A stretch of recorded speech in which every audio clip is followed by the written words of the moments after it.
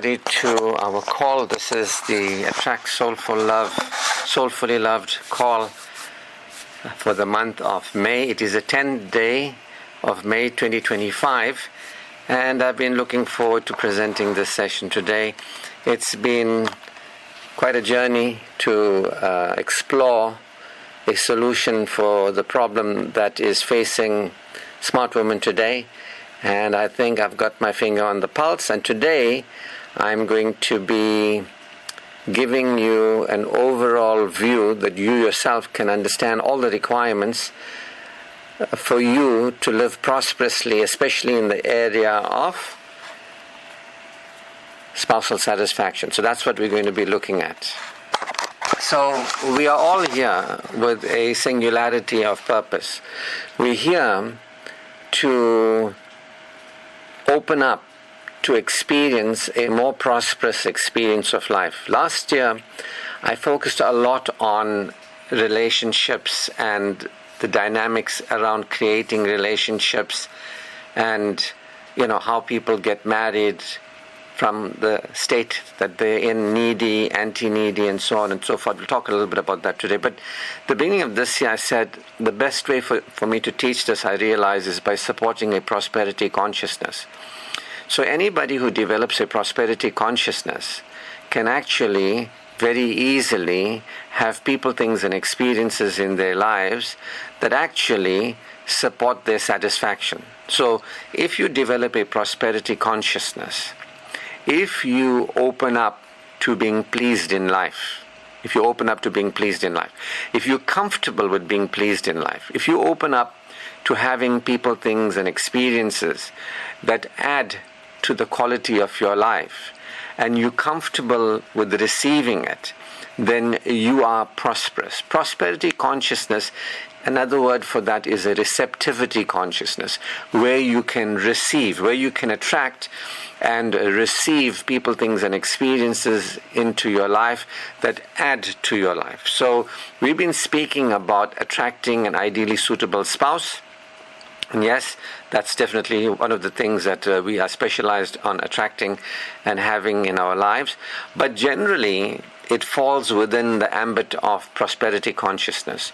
If you do not develop a prosperity consciousness, you will not be attracting money, people, things. You wouldn't have coming to you and staying with you, people who want to be with you, money coming to you, want to be with you. You wouldn't be attracting. You'd be earning money, you'd be earning love, and the moment you stop earning it, it won't be there. You know what I mean? So a lot of people earn money. So people say, well, what's the alternative if you don't earn money? Aren't you earning money? Not really. I am receiving your money.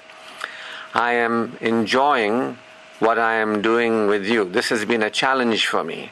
Ever since we started this program, this has been a major challenge for me to develop a solution to the problems facing smart women in our society today. So this is not something done to earn money. This is not something done to feel secure. I already feel secure and I receive the money. And so this is an idea of prosperity consciousness. So similarly, we can have people, things, and experiences in our life, receiving them, not earning them, not needing them, but actually receiving them. We can receive. So at the beginning of this year, I spoke to us that this program is going to assist you not just attract an ideally suitable spouse, but it's going to support you to attract people, things, and experiences that add to the quality of your life. I mean, how wonderful is that? You can develop a prosperity consciousness generally, and as you develop a prosperity consciousness generally, you can then have as part of that prosperity consciousness a princess consciousness, which really is where you have a spouse in your life who is supportive of your satisfaction. So we can begin to see right at the outset here that we are talking about satisfaction. We want to experience satisfaction in life. Prosperity consciousness is about satisfaction. So I'm here, I'm spending my time with you today, and it is very satisfying for me to do this. I'm getting to share with you all my research from my from my clinical sessions with people, from my counseling sessions with people, from my clinical experience, from my theoretical understanding. I'm, putting together a lot of things that are meaningful to me, that can benefit you, that's satisfying for me to do that. So this is what I want you to recognize, that if you are here, and especially if you want to have a person in your life as a spouse, if you want to have spousal satisfaction, if you want to allow yourself beyond spousal deprivation and allow yourself beyond spousal dissatisfaction, if you want to have spousal prosperity, then you are in the right place. You get what I mean? If you want to live your life and you want to become a person who attracts into your life people, things, and experiences that ideally suit you. So you generally ideally suit me for what I'm sharing with you, because this that I'm sharing with you is not wishful thinking. It's applied transformational learning. And anybody who's prepared to go through transformational learning can actually have what they want. In life, if you want something, then you got to become the person who receives it. There has to be a becoming. So I'm teaching you about how you can become a prosperous individual. I'm teaching you, if you want to develop a prosperity consciousness, then that's how you can have ideally suitable people, things, and experiences. So I'm just showing you that I am here today and enjoying expressing myself, and I have you who's here suitable for me to express myself to, and you value me and what I teach because you are prepared to develop a prosperity consciousness. You are prepared to actually learn, grow, and develop. You are prepared to look at yourself and see how the way you are living is actually holding you back. You understand? You are prepared to look at how you are living and the price that you are paying, the cost that you pay for not developing yourself, the cost that you pay in this world through your death and beyond for remaining underdeveloped. Now, there are other people who are like, what do you mean underdeveloped? There's no such thing as underdeveloped. There's no such thing as developed. It's not me. It's God. It's not me. It's the world. You know what I mean? There are people who have no cognizance of the fact of how they are being in life and how what they are being is creating their reality. So one of the things you've heard me say over the years is you are creating your own reality. And that I know, like for some of you, shocked you. Like, what? No way. Nah, can't be. Today I'm going to show you beyond a shadow of doubt how we create our own realities unconsciously and how we can create our own realities consciously. Today, at the very least, you will become enlightened enough to realize that life is not happening to anybody. Life is not happening to anybody. Life is happening through the person who's experiencing it. That if you haven't been married, or if you are not married now, or if you are married and divorced, if you are, can't find the right guy, if you have patterns of being let down in love, whatever it is, or life is not satisfying, if you are a woman who carries yourself in a very deprived experience of life, if you're a woman who's in a very dissatisfied experience of life, you'll begin to understand very plainly that what is the role I'm playing in my life? How is it that I'm having this experience of life? Then if you can begin to see it, then you can begin to do something about it. You can begin to change the way you show up. Meaning, you can begin to show up at a higher level of consciousness. You can show up as a developed woman. So what we are talking about here, what this is all about, is you actually starting to realize that your level of development is creating your experience in life. Your level of development is creating your experience of life. And if you don't like your current experience of life, then you can actually increase your level of development. Does that make sense? So that's what I'm peddling here, right? That's what I'm selling to you. I'm telling you that you can have what you want in life, satisfaction, if you develop a prosperity consciousness. You can't have satisfaction if you don't develop a prosperity consciousness. You might think, like how I thought about 30 years ago, that some people are just lucky and some people get what they want and I'm unlucky and I'll never get what I want, Or you might think, when the right man finds me and marries me, I'll be so happy one day in the future. You might be thinking, I'm praying to God so hard, He's going to actually help me. But authentic spirituality is about a development in terms of your security. Islamic teaching tells us, for men secure, there's women secure. For women secure, there's men secure. You get what I mean? For women insecure, there's men insecure. For men insecure, there's women insecure. So I'm just sharing with you, before some of you start thinking I'm talking something blaspheming. No. The ideas that some of you have are blasphemous. The Quran and Islamic teaching is confirming that, believers must marry believers. You get what I mean? And so on and so forth. Like really secure people who are aware of God can be with other secure people who are aware. Anyway, so my point is that your level of spiritual development, your level of personal development will influence your level of experiential development. Your relationship with God and life, or with God, will determine your relationship with yourself and your life. And that will determine your relationship with other people. So if you want to have satisfaction in your life, if you want to have money, people, things, if you want a life where you have people coming to you and enjoying coming to you freely without you forcing them to come to you, or without you keeping them with you, or you have the people that benefit you come to you, not the people who are using you, abusing you, people who are not fun to be with, or people who are causing problems, in a sense. If you want to have in your life, whether it's in money or whether it's in love relationships, if you want to have satisfaction, if you want to have prosperity, that is meaning an outer level of flow. You must flow with God.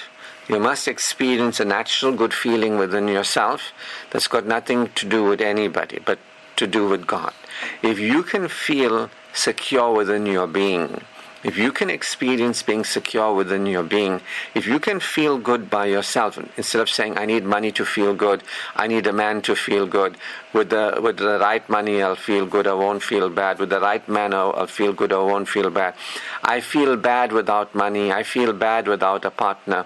If you have these kind of ideas that for me to feel okay, I need money, for me to feel okay, I need a man in my life, you're not going to be satisfied in life, because that inner flow with God, that awareness that I'm the creation of God in the care of God, that experience of faith, actual faith, that no man is a substitute for God, no money is a substitute for God. What God has done for us and everybody, we can't do for us, money can't do for us, others can't do for us. When you feel flow with God, when you have this inner flow, which is called faith, and you feel good without needing anybody to feel good, without needing anything to feel good, without needing anybody or anything to change for you to feel good. When you can feel good now,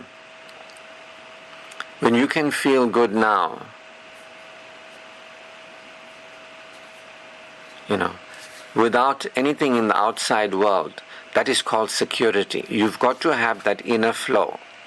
If you depend on somebody or something, or if you depend on yourself, or if you think that others depend on you, if there's a neediness in you, if there's a dependency in you, then you can forget about having prosperity, you can forget about having success in satisfaction terms. Do you understand that? Only secure people, only people who learn to feel good with God, or learn to feel good without the people, things, and experiences of this world, they can enjoy the people, things, and experiences of this world. As long as you believe you need people, things, and experiences of this world to feel good, if you're turning to people, things, and experiences for security, if you're turning to form If you're turning to form, when I have something, then I'll be okay. I'm not okay now. When I do something, then I'll be okay. If I think my way through what's going on, then I'll be okay. This is the tendency of addiction. People think when I have a husband, I'll feel happy. When I have money, I'll feel happy. It's like addiction. Or people feel when I do the thing called work, then I'll feel okay. When I pay my bills, then I'll feel okay. That's compulsion. And people feel like if I can think my way out of this problem, if I can figure out how to change things, if I can figure out how to deal with the situation, if I can think my way there, that's called obsession. Then people have images and identities, idealized identities and idealized realities. People have this is how I should be, then I'll be okay. This is how my life should look, then I'll be okay. So all these are indications that a person is insecure. And if you're insecure, I want to tell you right here and now, no needy person can ever enjoy anything in the world. No needy person can enjoy having money, having a partner, having a spouse, having things in life. As long as you're needy, you'll create lack in your life. You understand? So needy people block themselves from prosperity. They keep themselves from enjoying having money. So today we're going to look at how do you attract to you what you want. What does it take? And I'm saying to you, if you're needy, you cannot attract to you what you want. Because the most important thing that I've told you thus far, I've said a lot of things, but if you want to have what you want in your life, then the first and most important thing for you is to develop a compelling vision. You must know what you want and why you want it. So can we write that down? 1, a compelling vision. What you want and why you want it. What is it going to do for you? Right? So a person can say, I want money. So what do you want money? Why do you want money? What will money do for you? And if you say, money will make me feel okay, money will take away my fear, money will stop me from feeling bad, money will cause me to feel good, a man will cause me to feel good. When I have that job, when I have that money, when I have that man, when I have that new dress, when I have whatever, I won't feel bad, I'll feel good. If you want something in the world of form, if you make something in the world of form valuable, you are not going to attract it. Do you get that? Anybody's getting that? If you're getting that, give me an answer, give me some thumbs up or something to let me know you're getting that. That we got to create a compelling vision. And if you're a needy person, you cannot create a compelling vision. Because any needy person is looking at the world as causative. They're thinking erroneously that something has the power to stop them from feeling bad, and something or somebody in the world of form has the power to make them feel good. So nothing and nobody in the world, and nothing and nobody in the world changing, can cause you to stop feeling good and cause you to start feeling, it's going to stop you from feeling bad and cause you to feel good. That is called relief, safety, and excitement. People who believe that a man will make me feel good, they get excited. They get excited. Or people will feel that if I have a man in my life, I won't feel lonely anymore. I won't be lonely. That's relief. Somebody might say, if I have a man in my life and he's going to pay all my bills and he's going to look after me, he's going to take care of me, he's going to make me have a comfortable life. That is called safety. So if I ask you, what do you want? Why do you want it? What purpose it's going to serve in your life?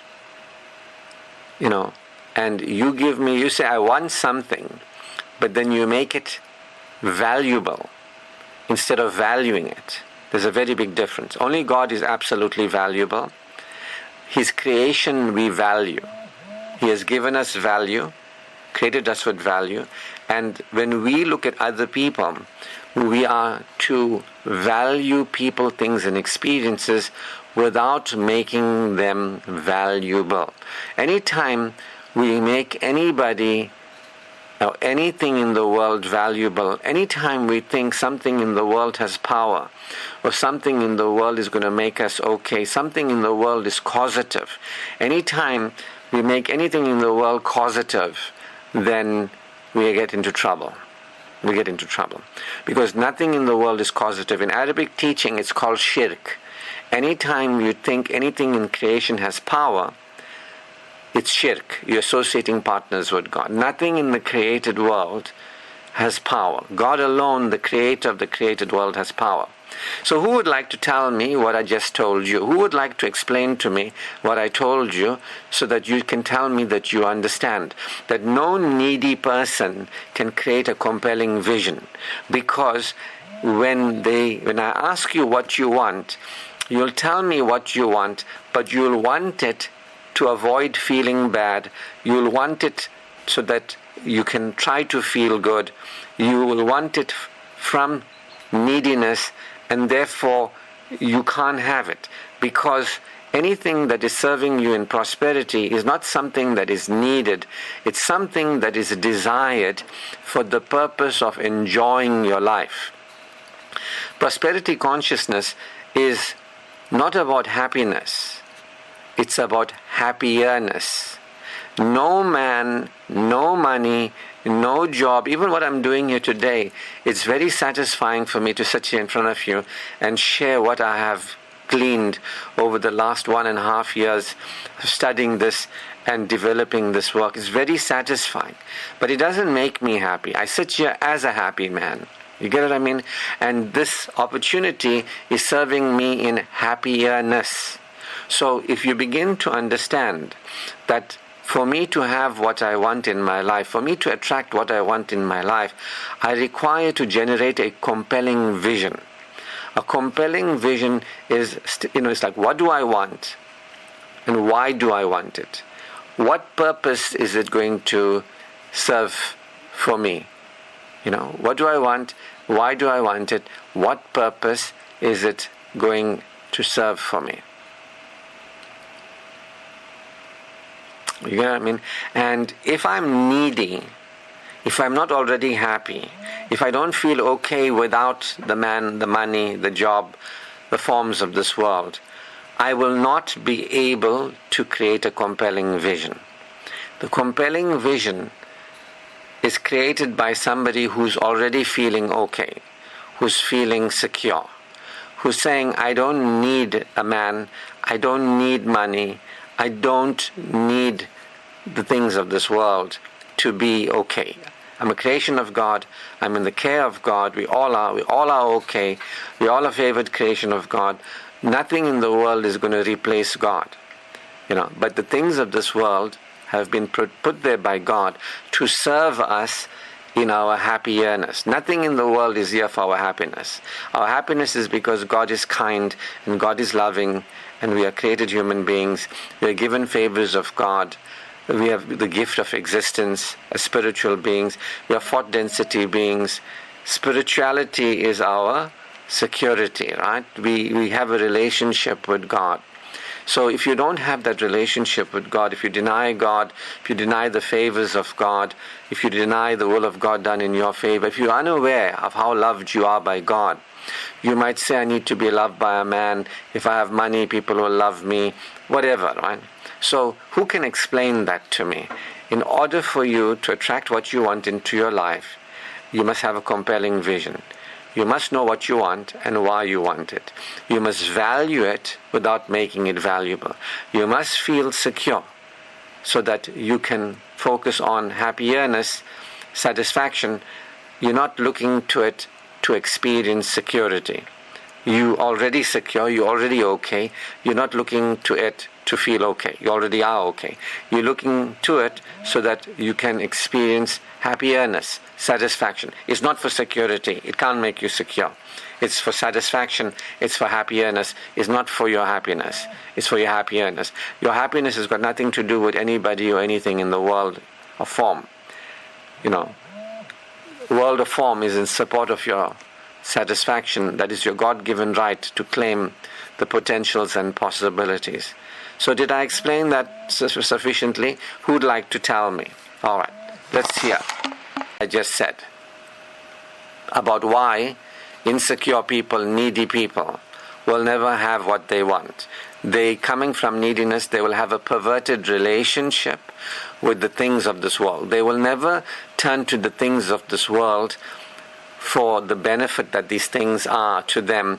They will not enjoy being benefited by money. They will not enjoy being benefited by a man. They will not enjoy being benefited by people, things, and experiences, because they're exaggerating the importance. They're projecting power, they're attributing significance, they're going to, they're making something, exaggerating importance, suggestions of seriousness and specialness, and so on and so forth. You get what I mean? So, this is the thing. If you're needy, if you'll have a perverted relationship with people, things, and experiences. You're not going to attract. In fact, you're going to repel. Neediness actually creates lack. And you create lack because you are not really coming from inspiration, enthusiasm. You're not coming from a compelling vision. This is what attracts things into your life.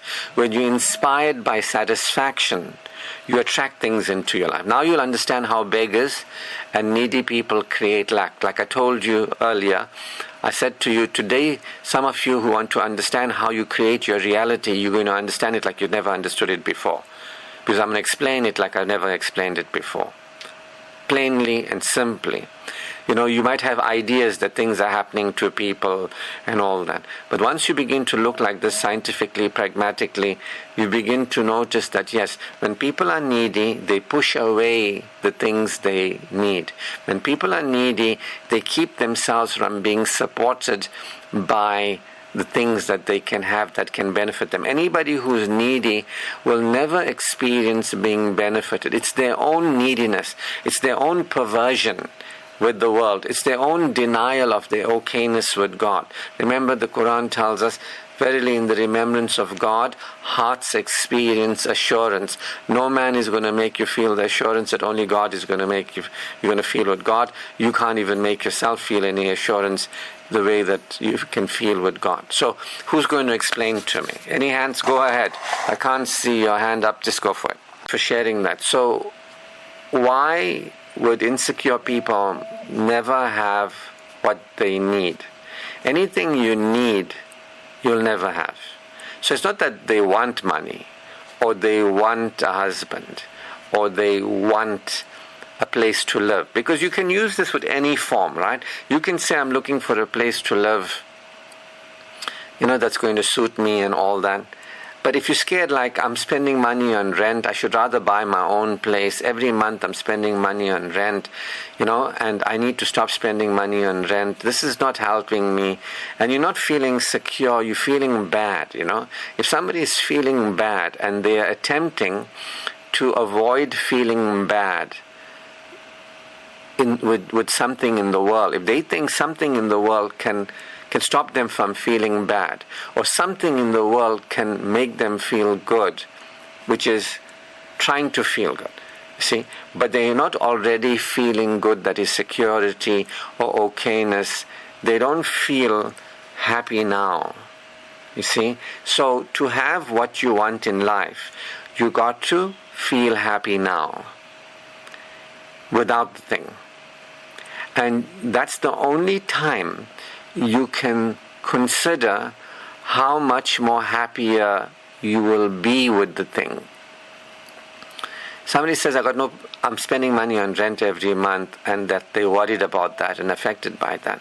They can't create the compelling vision because they can't get in touch with what is the feeling I'm going to feel being benefited by that person, by that money, by that home. They can't feel it. They can't feel it. To create a compelling vision, it comes from your true self. And only people who can be in touch with their true self can begin to say, yes, the difference that this person is going to make in my life, this person can't make me happy. This person can't stop me from being unhappy. You get what I mean? So there are women who think this man is going to make me happy. I'm so unhappy without a man. When I get married, I won't be unhappy. There are people who think like that. Without the money, I'm so unhappy. If I get money, I'll be happy. If I get more money, I'll be more happy. You know what I mean? People think like that. If I buy my own place and I don't spend money on rent, I'll be happy. You know? So you got to feel happy now. If you're not feeling happy now, if you don't feel secure with God, if you don't experience, I'm okay. If you're not in your real self, aware that there's reason for you to feel good now. If you're not experiencing the natural state of well-being, your spiritual well-being, that right here, right now, I feel supported. What I have with God, His creation can't give me. What God is to me, there's no substitute. See? The benefit that God, I already have the benefit of God. If you can begin to say, I have eyes to see, I have fingers, I have different kinds of teeth, God has cared for me and considered me, and I'm a valuable creation of God. I'm created to have value, and I'm favored, and I recognize that God spins the earth on the axis. There's a sun that rises and sets every day. If you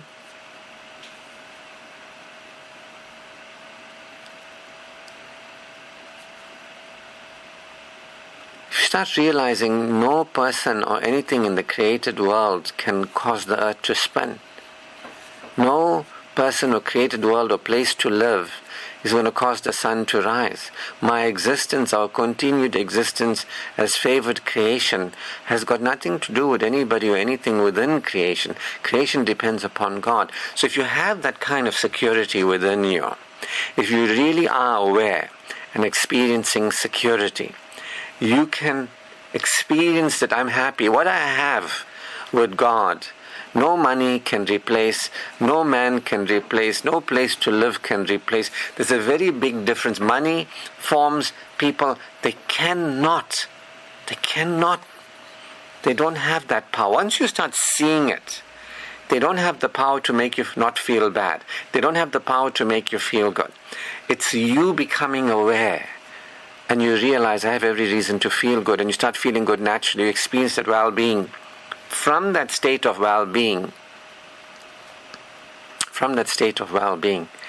you can then realize I have been given the God-given ability to benefit myself, right? So let me say it like this.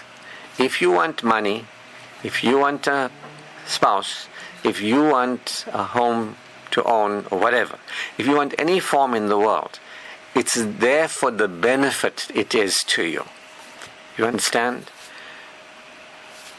Now some people just want a husband, and therefore the husband is not of benefit to them, really speaking. Some people just want money, but they don't experience the money as a benefit. Some people just want a place to live in so that they don't, pay money on rent. But that place might not be experienced as a benefit. So when it comes to the compelling vision, what do you want? Why do you want it? What is the benefit it's going to suit you in and serve you? What is its purpose for you? How does it please you? How does it add to your happiness? What difference does it make to you? You see the questions that have to be answered. If somebody just says, I just need to get married, any man will do, that's not going to work in terms of attracting to you a man that's going to benefit you. If somebody says, I just need money, I don't care what work I do, that's not going to be work that's going to benefit you.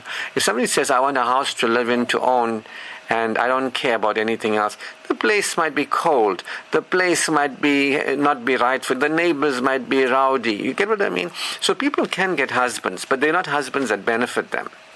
People can get money or jobs, but this money and the jobs is not in a way that's really benefit. People have money, but they don't experience money as benefiting them. They don't feel money as a support for being benefited by money or things in this world. You get what I mean? So the compelling vision, it comes back to creating a compelling vision. If you can't create a compelling vision, you cannot attract to you what you want. You must be able to create a compelling vision. You can't just say, I want a man, I want money, I want a job. And needy people cannot create a compelling vision. They're obsessed with avoiding feeling bad and trying to feel good. They don't feel secure. They don't already feel happy. They don't experience being benefited by God. They don't know that I'm benefited by God. And that's the first and most important benefit. If that benefit is not there, then people, things, and experiences cannot benefit us in the way that they can. So when I say we are benefited by God, it's the benefit full caps. And when I say we can experience people, things, and experiences benefiting us, that's lower caps. You get what I mean? So when you get it, when you become a prosperity conscious individual, is a benefit orientated person. They are aware that the benefit that God is to them. This is non-religious, right? An atheist can understand and experience that what we have, that we can't do for ourselves and each other, is priceless. You understand? Our existence and our continued existence has nothing to do with us. No money, no anything in the created world. So if you can value God as the absolutely beneficial, then you are interested in being benefited by God, and you know the benefit that God has that is to me. There's no way that nothing or anything or anybody in this world is going to be, coming close to that.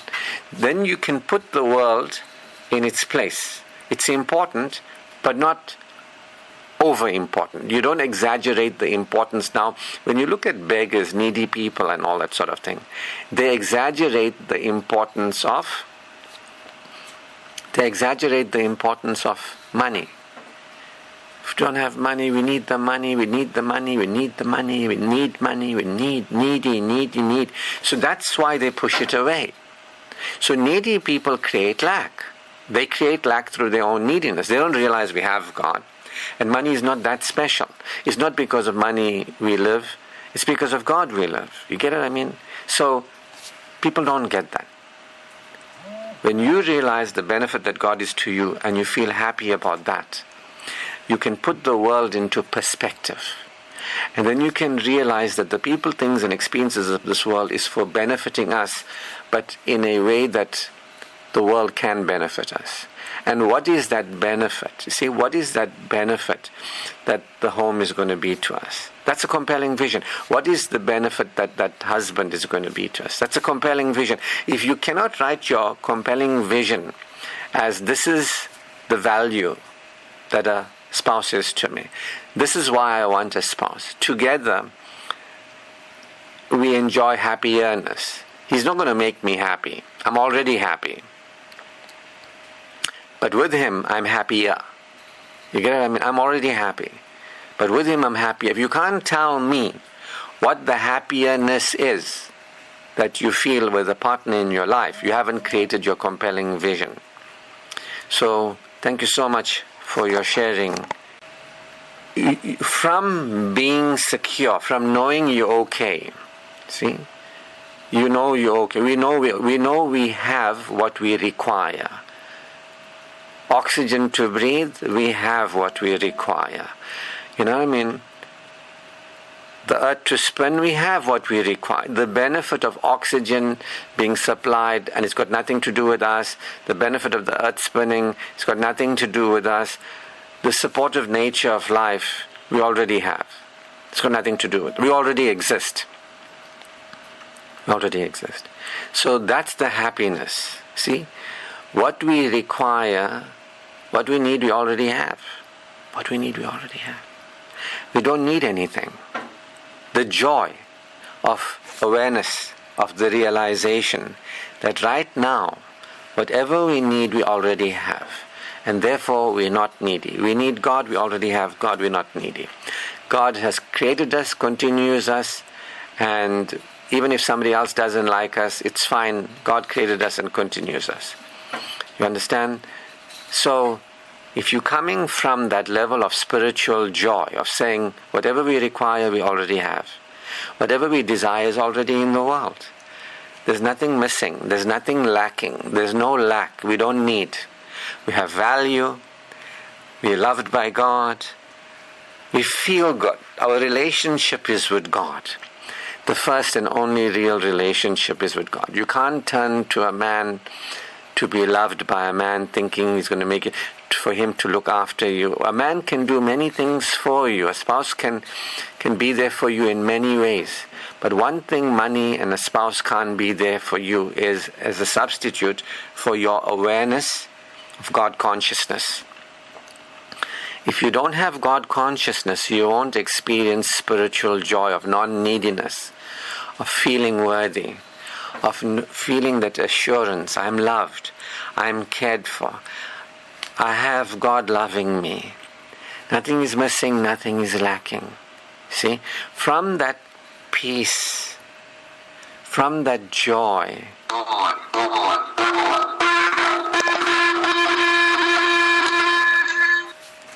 so from that peace and from that joy, you see, we can move forward towards enjoyment in life. If you don't feel that peace, there's no prosperity for you. If you don't feel that joy, there's no enjoyment for you. The world is not here for your joy. God is here for your joy. The world is here for your enjoyment. It's for your satisfaction. It's for you to live naturally. In our particular case, what we are talking about here, we are talking about spousal satisfaction. We are talking about a spouse is here. We want a spouse for spousal satisfaction. We don't want a spouse for security. We want a spouse for spousal. We have spousal preferences.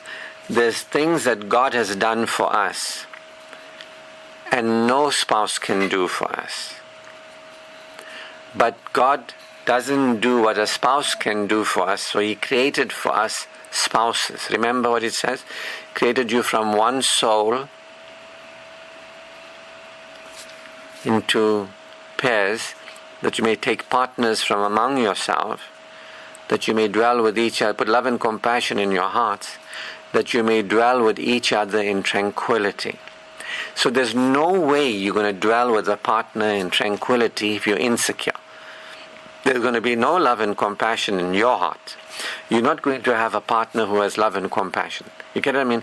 So if you say, my compelling vision is I feel happy, but I want spousal satisfaction. God has given me what I need, and He's put in the world people, things, and experiences. I turn to the world not for what God can do for me, but for what God has placed in the world for me. What I want is a spouse that is compassionate, merciful, that we may dwell together in tranquility, that we can enjoy being with each other. You get what I mean? The Quran doesn't say God created a spouse so that you can feel secure. You understand? It says no, that you can dwell in tranquility. So if you are secure and you are self-full, which I'm going to talk about that just now, then you can actually have a compelling vision. You can actually enjoy dwelling in tranquility. A spouse is for spousal satisfaction. A spouse is for to dwell with in tranquility, love and compassion, enjoying the days of this life together with spouse. It's for enjoying your days with them. It's not for more than that. God is for what God is, you are for what you are, and a spouse or money is for what it is, but it's not for more than that. Okay, so thank you so much for that sharing as well.